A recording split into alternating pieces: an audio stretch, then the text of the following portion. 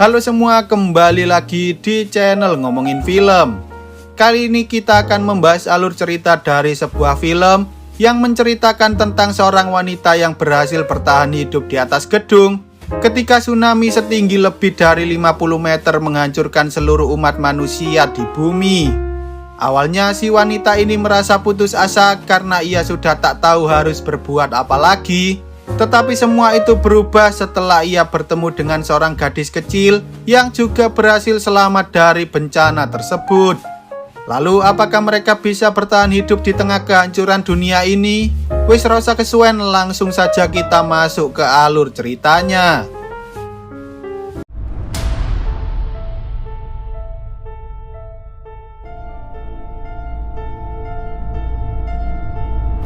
Film ini bermula ketika seorang wanita bernama Asya baru saja terbangun dari tidurnya setelah ia bermimpi tentang bencana tsunami dahsyat yang telah menghancurkan seluruh dunia 5 tahun yang lalu. Bencana itu telah merenggut miliaran orang termasuk keluarga dan teman-teman Asya, sehingga kini ia pun harus bertahan hidup sendirian di sebuah gedung tinggi. Setiap hari ia selalu duduk di atas gedung sambil mendengarkan radio, berharap ia bisa mendapatkan bantuan dari orang-orang lain yang berhasil bertahan hidup. Tak hanya itu, untuk memenuhi kebutuhan sehari-hari, Asya selalu menyaring air bersih dari embun di pagi hari karena ia tak bisa meminum air laut. Dan ia juga selalu memakan Indomie untuk menjaga tubuhnya agar tetap strong. Dengan menggunakan teropong bekas miliknya, Asya mencoba memperhatikan keadaan sekitar serta orang-orang lain yang juga berhasil selamat dari bencana tersebut. Dan ketika ia melihat ada kotak yang terapung di air, ia pun langsung mengambil kotak itu dengan menggunakan pelontar tombak yang ia buat dari barang-barang bekas. Kemudian setelah membersihkan diri, Asya mencoba mengamati keadaan sekitar lagi, berharap ia bisa mendapatkan beberapa suplai makanan. Tetapi tak disangka-sangka ia justru melihat bahwa ada sekelompok orang yang mencoba menyerang para penyintas lainnya. Menyadari bahwa ia sedang dalam bahaya, Asya pun segera menyembunyikan barang-barang serta jejak kaki miliknya. Lalu ia bersembunyi di dalam sebuah lemari agar sekelompok orang misterius itu tak bisa menemukan dirinya. Tampaknya orang-orang yang terdiri dari beberapa pria itu berniat untuk mengambil suplai makanan dari orang-orang lain yang berhasil bertahan hidup, dan kini mereka pun mencoba mencari keberadaan Asya agar mereka bisa mengambil barang-barang miliknya. Tetapi meski mereka telah mencari kemana-mana, entah mengapa mereka justru tak bisa menemukan apa-apa di dalam gedung tersebut karena Asya telah menyembunyikan semua barang miliknya di tempat yang aman, sehingga mereka akhirnya pergi dari sana tanpa membawa apapun. Keesokan harinya, seperti biasa setelah ia selesai melakukan kegiatan sehari-hari, Asya kembali mengamati keadaan sekitar dan ketika ia menemukan sebuah kotak, betapa bahagia dirinya karena di dalam kotak itu terdapat sebotol madu yang kondisinya masih sangat baik. Tak lama kemudian saat ia melihat ke arah luar, Asya sempat melihat ada seorang anak kecil yang terbaring di atas gabus. Namun meski begitu ia tak berniat untuk menolongnya karena ia mengira bahwa anak itu telah meninggal dunia. Kejadian itu membuat Asya kembali teringat dengan masa lalu tentang dirinya yang sering pergi bersenang-senang bersama adik tirinya sebelum akhirnya bencana tsunami dahsyat itu merenggut kebahagiaan semua orang. Tanpa disadari, anak yang tadi dilihat oleh Asya ternyata masih hidup dan kini ia pun mulai menyelinap masuk ke dalam tempat Asya. Bahkan ia juga mengambil beberapa barang-barang miliknya. Malamnya saat Asya sedang mencuci muka, Asya akhirnya tahu bahwa ia sedang diamati oleh anak kecil tersebut.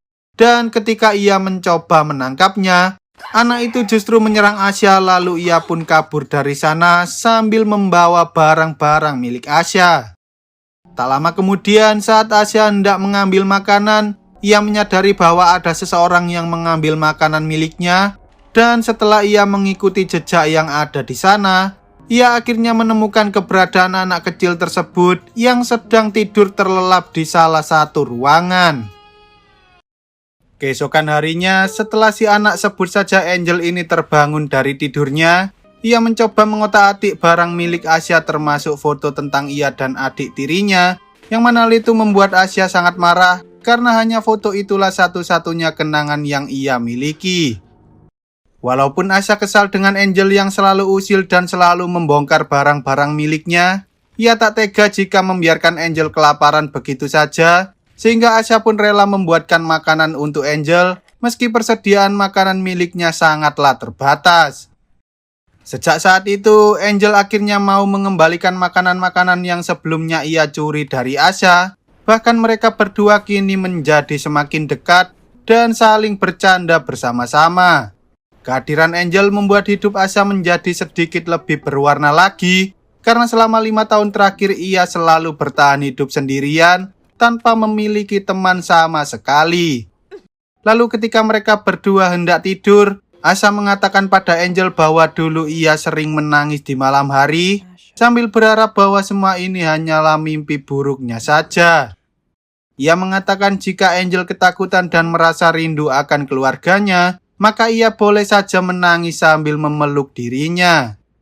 Tampaknya Angel saat ini sangat merindukan sosok ibunya, sehingga ia pun mengatakan pada Asya bahwa ia ingin membuat sebuah perahu agar ia bisa bertemu lagi dengan ibunya yang telah lama menghilang. Keesokan harinya, ketika mereka sedang berada di atap, Angel tiba-tiba mengotak-atik isolasi yang ada di pintu, yang mana hal itu membuat pintunya terkunci sendiri, sehingga Asya pun tak tahu harus berbuat apa lagi untuk dapat keluar dari sana. Tetapi tanpa ia sadari, ternyata Angel memiliki keahlian dalam membuka kunci menggunakan kawat, dan tak lama kemudian ia akhirnya berhasil membuka pintu tersebut. Meski begitu, Asya berusaha mengingatkan Angel agar ia selalu berhati-hati, karena jika mereka kesulitan, mereka tak bisa mengharapkan bantuan dari orang lain. Saat Asya sedang membuat beberapa peralatan untuk memasak, ia menyadari bahwa kalung yang selama ini ia pakai tiba-tiba menghilang, padahal kalung itu merupakan kalung milik keluarga yang telah diwariskan turun-temurun dari leluhurnya. Namun belum sempat Asya mencari kalung itu, ia melihat bahwa beberapa orang jahat itu datang lagi mencari makanan, sehingga ia pun menyuruh Angel untuk tidak berisik agar orang-orang jahat itu tak menyadari keberadaan mereka. Malamnya ketika Asya sedang memandikan Angel, ia sempat menanyakan pada Angel apakah ia telah mencuri kalung yang biasa ia pakai, dan Angel menjawab bahwa ia tak mengambil kalung tersebut. Tetapi meski begitu, Asya masih saja tak percaya pada Angel, yang mana hal itu justru membuat Angel merasa kesal, hingga akhirnya Angel memutuskan untuk pergi dari sana. Tak hanya itu, ia bahkan mengambil semua barang-barang miliknya dan menyuruh Asya untuk tidak menyentuh barang-barang tersebut, karena ia kesal dengan Asya yang tak mau percaya pada dirinya. Singkat cerita, setelah Asya selesai makan, ia berniat untuk mencuci pakaian dengan menggunakan sabun, namun entah mengapa tiba-tiba beberapa persediaan sabun miliknya menghilang, dan ketika ia mengecek ke dalam, ia justru menemukan Angel yang sedang mencuci pakaian mereka, yang mana hal itu membuat Asya kembali teringat tentang adiknya lagi. Beberapa hari sebelum bencana tsunami terjadi, ia sempat bertengkar hebat dengan keluarganya, karena ibunya selalu memaksakan kehendak pada dirinya, hingga akhirnya Asya memutuskan untuk pergi dari rumah dan meninggalkan mereka semua. Di sisi lain, ketika Angel sedang asik mendengarkan musik, tiba-tiba ia mendengar ada suara siaran radio yang mengatakan tentang beberapa orang yang berhasil mendirikan tempat untuk berlindung. Orang itu mengatakan bahwa mereka memiliki tempat bagi orang-orang yang berhasil bertahan hidup, bahkan mereka juga memiliki banyak persediaan makanan dan juga peralatan yang lain. Mendengar hal itu, Angel mencoba mengatakan pada Asya tentang apa yang barusan ia dengar, tetapi Asya justru menolak untuk pergi dari sana karena ia takut jika orang-orang itu merupakan orang jahat. Selain itu, mereka juga tak memiliki peralatan yang memadai seperti perahu ataupun speedboat, sehingga ia menyuruh Angel untuk melupakan semua perkataan yang ia dengar dari radio tersebut. Meski begitu, Angel yang sangat ingin bertemu dengan ibunya pun mencoba membuat rakitnya sendiri dari barang-barang bekas. Dan karena Asya tahu bahwa Angel tak mungkin bisa pergi sendirian, ia akhirnya menceritakan tentang dirinya yang dulu pernah mencoba pergi mencari pertolongan. Asya mengatakan bahwa ia berhasil bertemu dengan sekelompok orang, tetapi ternyata orang-orang itu bukanlah orang baik, melainkan orang-orang jahat yang suka merebut makanan dari orang-orang lainnya. Asya berharap agar Angel mau tinggal di sana bersamanya, karena ia merasa hanya tempat itulah yang bisa mereka gunakan untuk dapat bertahan hidup. Singkat cerita, saat hujan mulai turun, Asya dan Angel pun saling bekerja sama memasukkan air-air bersih yang telah mereka tadahi ke dalam galon, agar mereka bisa menggunakan air bersih itu di kemudian hari. Perlahan-lahan, Asya kini mulai bisa merasakan kebahagiaan lagi, karena ia sudah menganggap Angel sebagai adiknya sendiri. Lalu ketika Angel baru saja selesai mencuci pakaian, ia menemukan kalung milik Asya yang ternyata terjatuh di dekat sana.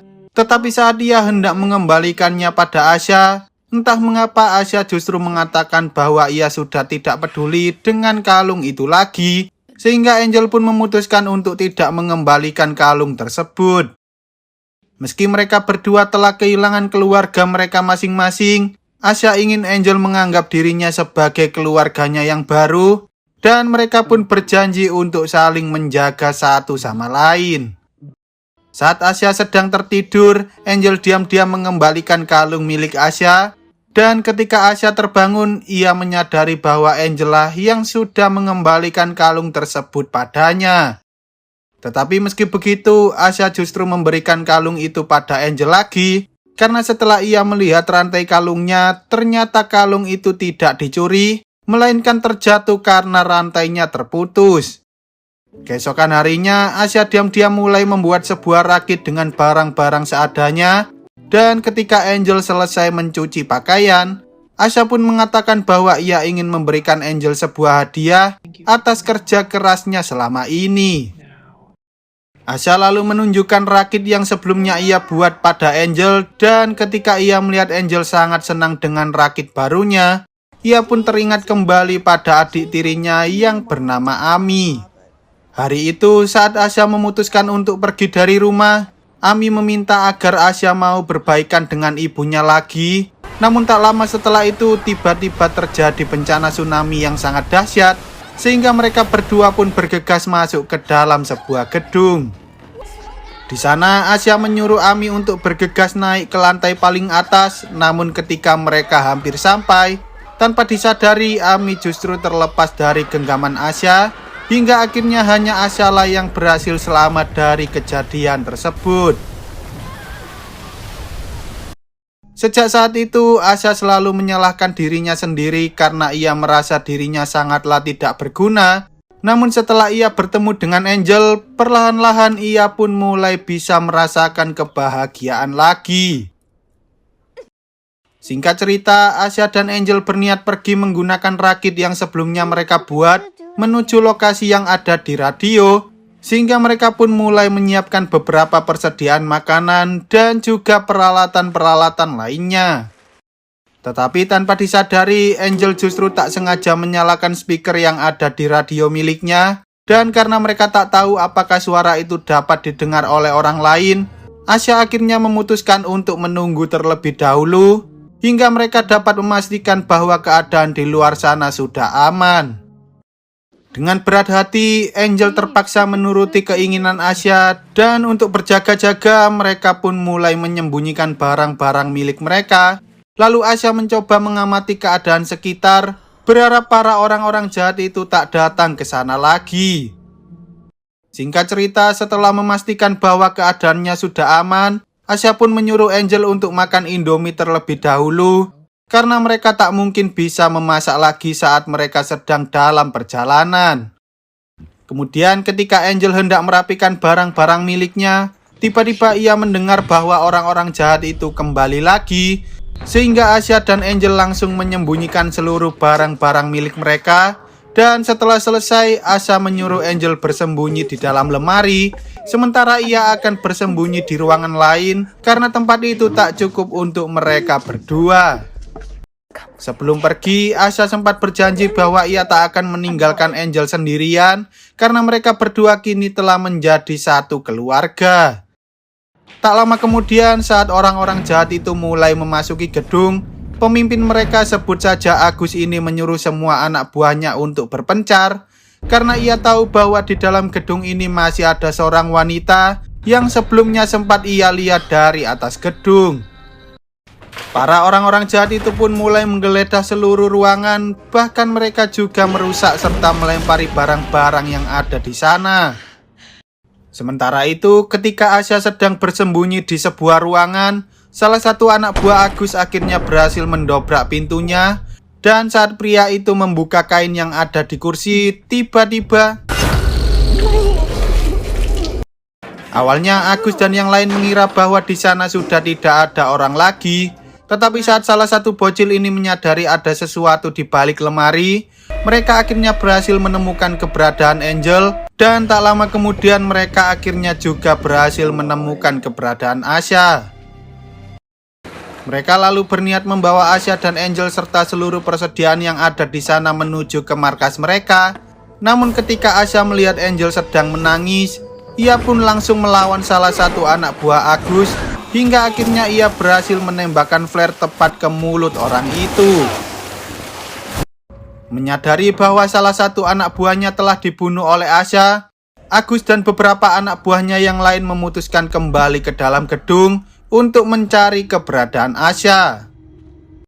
Tak lama kemudian, saat salah satu dari mereka berhasil menemukan Asha, Asha langsung memukul orang itu dengan menggunakan gitar berkali-kali hingga orang itu meninggal dunia.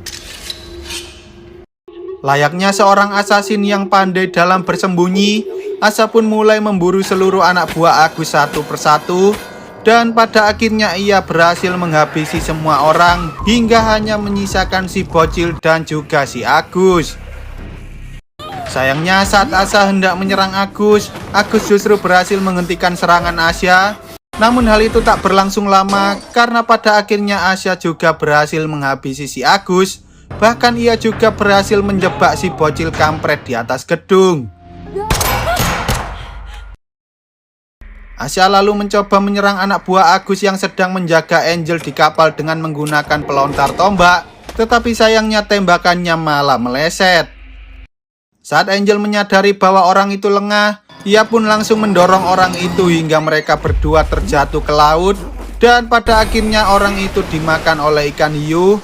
Sementara Asha berhasil menyelamatkan Angel, lalu ia membawanya kembali ke dalam kapal.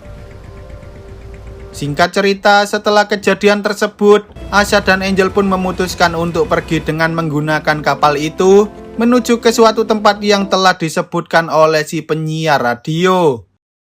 Selain itu, mereka juga telah menyiapkan banyak sekali persediaan makanan, sehingga mereka tak perlu khawatir lagi jika mereka ingin makan Indomie di tengah laut.